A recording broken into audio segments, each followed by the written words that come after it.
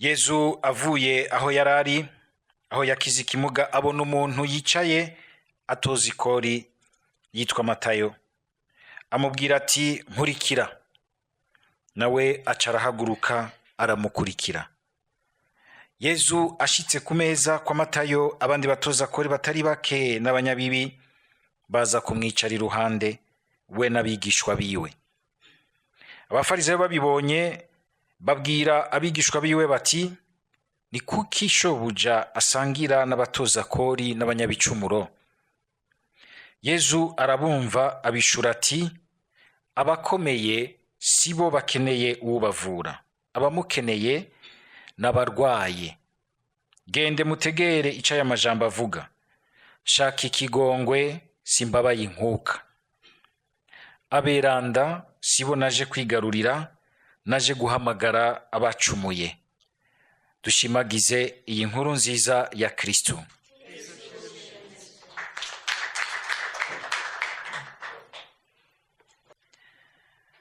Umukama arabandanya tuyagira mu bisomwa vya mbere aciye mu kanwa no mu buhanuzi bwa Amosi. Uyu munsi umukama aratuyagiye amajambo twumva aje afatanya ibintu bitatu bihamagarana: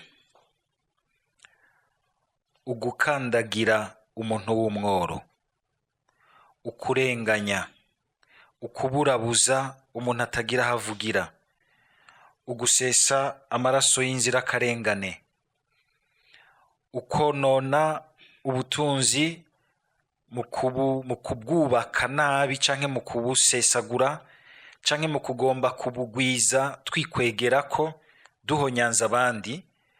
Hari ahantu bifatanye n'icubahiro c'Imana. Mwumvise ingene abantu b'abanyavyashara barunguye mu gushaka guca ivyashara gushikaho bagira bati umworo tuzomugura inkweto gusa, ngo n'ibikumbi tuzogurisha iminzane duhindure. Ngo bakabigira bavuga bati ngo mbega isabato izohera ryari? Nukuvuga yuko bumva umenga Imana irabazibiye ibintu bashaka kwishikira ko barunde bamererwe neza, mbere bahonyanze aboro ba déséquilibre nogira nti le système économique. Abantu mufise ijambo rikomeye mu vy'ubutunzi bw'igihugu, abantu mwivugira, abantu les grands manya bafise ubutunzi bw'ibihugu,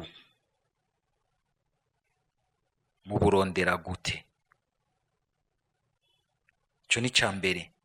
Mu busabikanya gute n'abandi kugira ngo ntimutunge mwenyene, ahubwo bishobore kuduza n'abandi mu butunzi bwabo. Murumvise yuko rero uko kuntu bashizemwo ngo bagira bati isabato iratujena, ivyo bintu vyo ku munsi w'Imana, bose bagiye kumara amasaha muri katedrale, caha tubakoreshe mu camahera yacu. Nimwashaka ibagira Imana tera kagere, tuzobaha double salaire, triple salaire.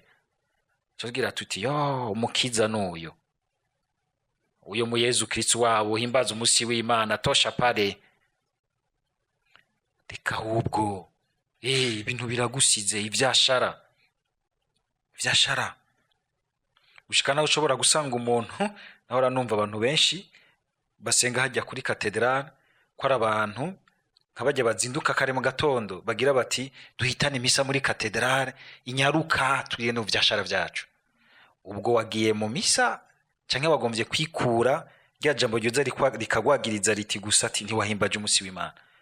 Ijambo mugabo ntiwabonye umuntu yarakurindiriye hajya, umuntu mwari kumwe muri irya saha yazijya misa zinyaruka zisaha imwe.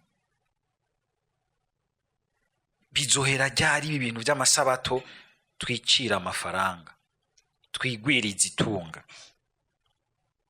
Birafatanye.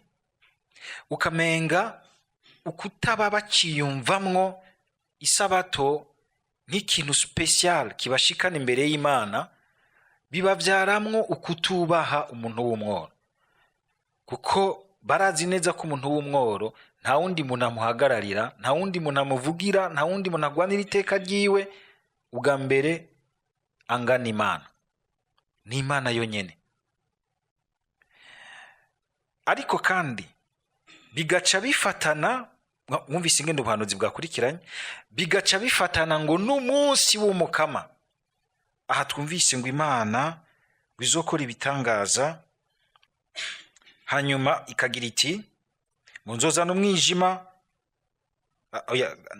Reka mpera hanyine niho bica byumvikana neza ngo ngiri ryazwe n'umukama ngo kuri urya munsi nzorengesha izuba ku mutaga, nzozana umwijima ngo kwire isi ku murango, iminsi mikuru yanyu izohinduka amaborogo, indirimbo zanyu zicike ugucura intimba, nzobakenyeza amagunira bose, imitwe yabo icike ibipara, bazogandara nk'uko bagandarira umwana w'umuhungu w'ikinege.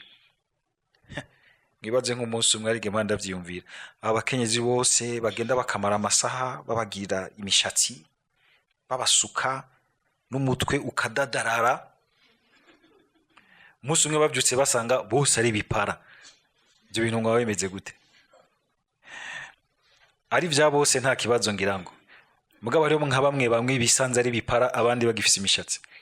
Ndibuka ahantu bigeze gufata umusuma w'umugore yari yivye, kandi yari yivye inkono iri ku ziko. Hari igihe abantu basonza gushika naho biba inkono ziri ku ziko, uwo abantu barashonje gose, muze muracunga inkono iri ku ziko. Aho hantu hari muri quartier, hanyuma baramufata bati uyu mukobwa uyu mugore nitwamukubita aha kwa kutugwa mu minwe, none tumuyigiye hano giye komesha. Gati hariho salon de coiffure haje, genda mu mumigi para muce mureka gende. Cari gihano gikomeye kuri we. Cari gihano gikomeye kuri we. Murumva yuko ugukandagira umuntu muto, umwora atagira havugira, birafatanye n'icubahiro c'Imana. Ariko kandi pay attention, umviriza neza, birafatanye n'umunsi wa Imana izogarukira, gwije gucira urubanza abazima n'abapfuye. Nibyo tuvuga mu kwemera. Bigomba kutubwira ingene uriya munsi wihindukira ry'umukama nitufate nko kumenga n'umunsi uri hariya urahantu, uri mukungene ndiko ndigenza uyu munsi hafi ya mugenzanje, ingene mfata mugenzanje, cyane cyane iyo ari umuntu wewe atagira nahavugira. Mwitondere bajya abantu duhura bato bato, kumbura ubona umenga baranakugora, kumbura ubona umenga ntibaryoshe gushoka wakira. Nivyo ntiduhere kuvy'inyuma, bari mu ishusho y'Imana, kandi bajya kuko atawunda bagwanira, Imana ikibahagararira. Hari ahantu mukamagira ati ngo umunsi bantakambiye mwarabacinje mwarabarenganije, ati nzobumvira, nkabumvira kandi rero nzozi wawe duhure rero. Ntidufyinate. Hari igihe bishika umuntu ugasanga umenga araryohewe n'ubuzima arimwo, umenga yahimbye ubuzima, yahimbye ntaco yimena, agasigara kandagira abantu bose abona umenga ni ce sont des déchets de la vie. Hari abantu bigenza gutyo. Cyangwa sinzi wahuye na mugenzi muri bajya bamerewe nabi basega, amubona ari mu ruduga rumwe gwa kaka gw'amafime, acaramandura amafime murabira hariya. Yagira ati mbe uribuka ko twiganya, mbe burya twiganya hajya hari mu province ye nitwari bwige, akumva yuko nijugiwe rimwe amanyama, umenga juzuye impeke n'inzoga n'amavin n'amaprimus n'ibiki byose, nagakengere kenshi. Gumuciye bugufi, gumuciye bugufi, kuko ubuzima burashobora guhindukira. Ngoma ndababwire ikintu nigeze kwibonera. Hari umuntu nigeze kubona yahoza atunze gose, ababirigi bakigenda, ngira ngo yiba yarakoreye hafi yabo, hama baramusigarana amatungo yiwe. Koko ahaciye abantu bose imiryango yari yugurura, kandi yarafise n'imiduga, mugabo agakunda kugendera ku bintu by'ibipikipiki nka bimwe vya kera by'abapolisi. umuntu agaca agenda bose bagira bati naka ararenganye. Harageze igihe ibintu birahindukira, biramuherako. Yari umuntu yaba mw'ikartier ikomeye, aza kuheraheza ubuzima bwiwe aba mu kantu k'urupangu yari afise hariya mw'ijabe. Biramuherako abana biwe bararyana biranka, gushikaho agurisha urupango, asigara apanze mu ka annexe k'urupango rwiwe rwahoze ari rwiwe, rutakiri rwiwe, apfirayo. Uyu muntu iyo ndamwibutse ndumva mbabaye gose. Ufashe ico gihe yapfa, si ukuvuga ko yagiye umuriro, attention, sivyo ndiko ndavuga, mugabe ingene ibintu vyahindukiye. Kuko ahubwo urashobora gusanga nimba Imana yaretse bigahindukira gutyo, ko ari ukugira ngo imukure ko ivyo vyose, imutegurire kuja kugabana ubutunzi budatituka. Hariho abantu Imana igirira gutyo. Kuko Imana yahevye umwana wayo ku musaraba, ikazobona yuko ivyo yaguhaye arivyo biguteye amanyama, bakagutamurira, irabitwara nta gisivya kugira ngo ikunguke wewe, kugira ngo igukirize ubuzima, ikize ishusho yayo. Aho kuguhomba yaguhomvya, bikaguherako ugasubira ku isoko, ukaba umuntu mushasha, ukirya ku bwiza bwawe. Jewe mfise ikiyobe c'ikimonge, mfise amataye, accident kare kikaba, kavunika ukuguru, ihando ry'amenyo rikavamwo, inzobe igacika ubwirabure, ariko umutima wawe bukebuka ukaza ukakaka, ukaba umutima uzoshobora kubona Imana udahugumbwa kuri uyu munsi aho izohindukirira. Nitwame tubona abantu bose bishikiye gutyo, tujaho twiyugumbire tubaganyire ngo bapfuye nabi. Uriraba neza ahubwo wewe. Ariko ahakuru imisi yose twame tumenya yuko Imana se umukama wacu Yesu Kristo, iyi Mana yaba Amosi, yaba Yeremiya, yaba Ezekiel, yaba Isaya, iyi Mana twita ngo Imana ya Ibrahimu, Isaac na Yakobo, ni Imana yitwararitse ibiba hagati yacu. Ntuzurenganye umuntu ngo wibaze ko bizogenda kubirengana gutyo. Hari ahantu ubukoze ku cubahiro c'Imana kimenyeshwa n'uwo munsi w'isabato.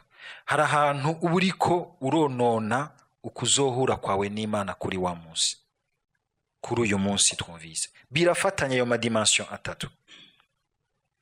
Ivyo ubamwe uyu munsi aho hanze kumwe na mugenzi wawe, birafatanye n'icubahiro c'Imana, kandi birafatanye na wa munsi udahera.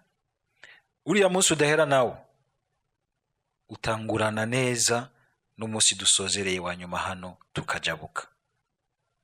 Umukama dufashe uku twama tuzi imbere yiwe, biduha inguvu, biduha umuco wo kuguma tumwubahisha mu kungene tuba mu igenderanire yacu aho hanze, na cane cane ku muntu wese abari munsi yacu, umwe twita umworo, kugira ngo tuhagaragaje icubahiro c'Imana, tube turiko turitegurira uyu munsi w'ihindukira ry'umukama.